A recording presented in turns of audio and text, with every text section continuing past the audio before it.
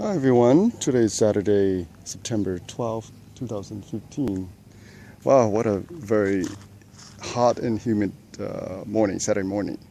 Several weeks ago, we have triple digit degrees in Southern California. In my city, we have about 101, 100, up to 104 degrees.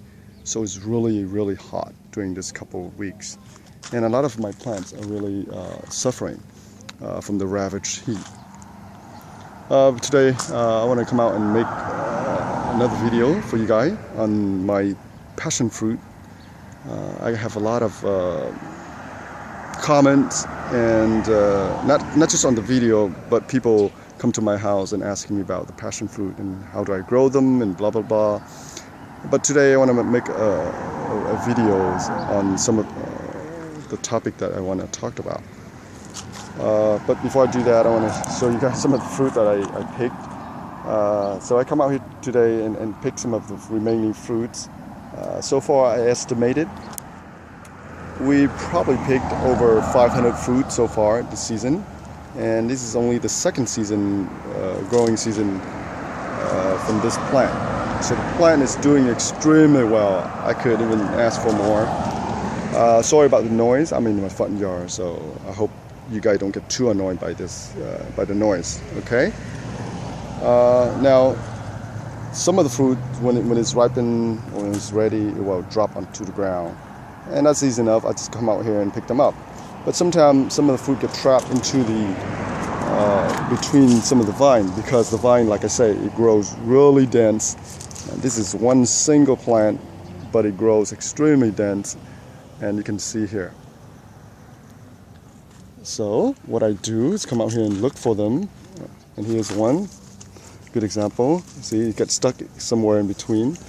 Another thing I do is I like to come out here and shake the vine a bit, and sometime here, look at this.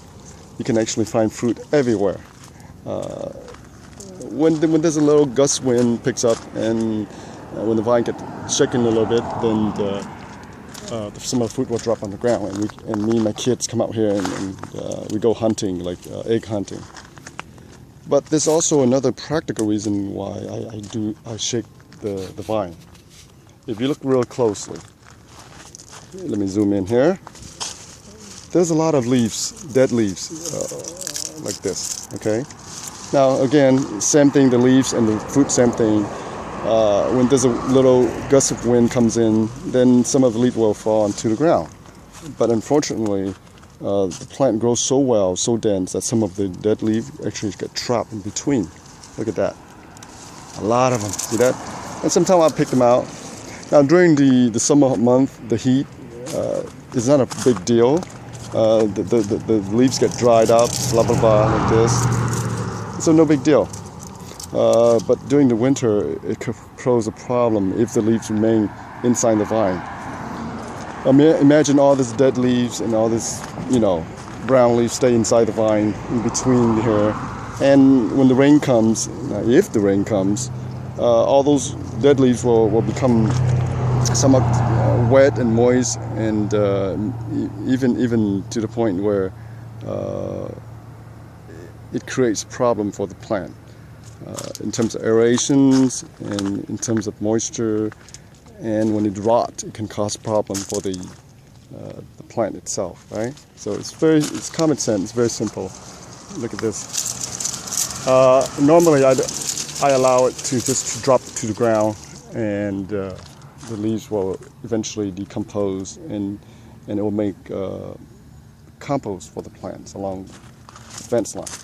But sometimes I pick them up, I erect them up. Sometimes you can see here, there's a lot of leaves here. Another question was asked, do I prune my plant? And the answer to that is sometimes yes and sometimes no. If you want your plant to grow in a certain direction, if you want to manage it like a tree-like to grow upright, straight, then you do prune them. But in my case, I don't prune any of the vine at all. I like the vine to continue to grow, like a green fence, cover my entire yard. And again, passion fruit is a perennial, it's an evergreen. It grows extremely well, extremely dense.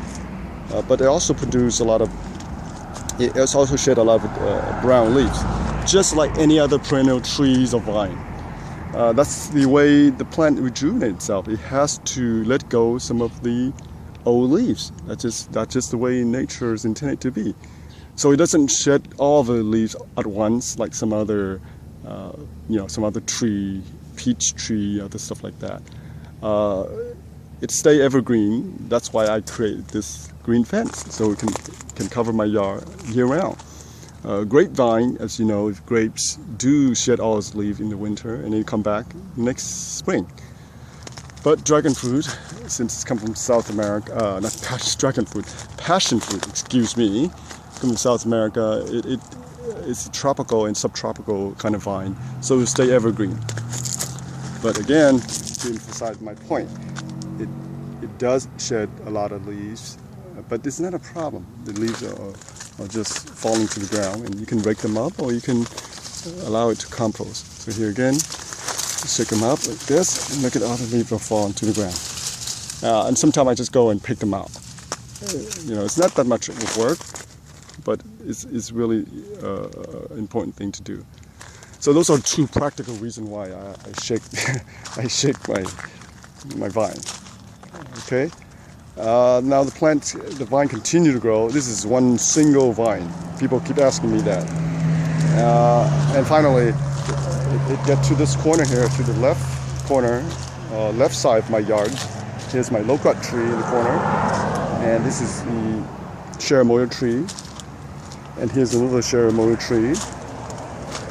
So we get to not to the end yet, but close to the end. So I erect another 7 foot of fence line here.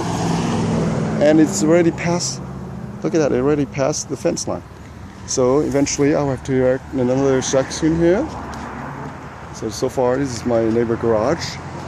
And from there, from the fence line there, from the brick wall there to here, that's over 20 feet. So I'll have to do it in the weekend, and eventually it'll cover this entire area.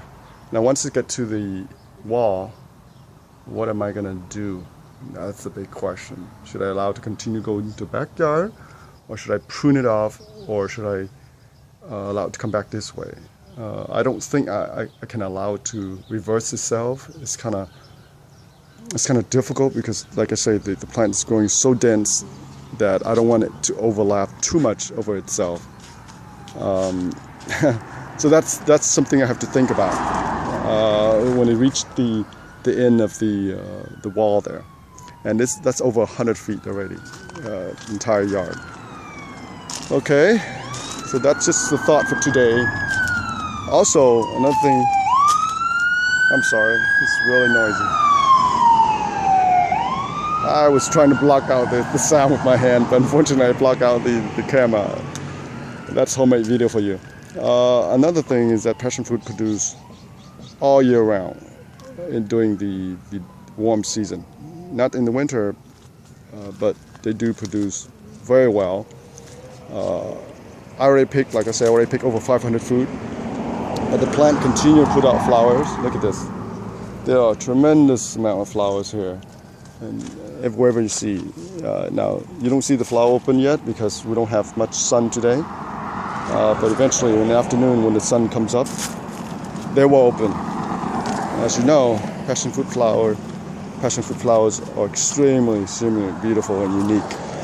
So I want to show you some more. Look at all this flower. There's tons of flowers. This year, I could not ask for more. This plant produced so much fruit, so much flowers. It's unbelievable. I gave so much away already. And here, look at this. Look at all this. Wonderful. Look at all these flowers. Oh my goodness. This is amazing. So here, let me show you some more. Look at that. Look at that. Alrighty. Alright, so much for the passion fruit vine. If you have any questions, comments, please post a comment for me. And also I started some cuttings But again, it's really bad timing because the weather is so hot that when I put the cutting into the pot of soil, it just dried away because it's so hot. So the timing is off. I can tell you, it's my fault. The timing is really bad. But if you put the cutting into the water, it will stay green. It will stay alive, in a sense. It will stay green. Well, thank you for watching, and please subscribe to our channel if you like this video. And happy gardening.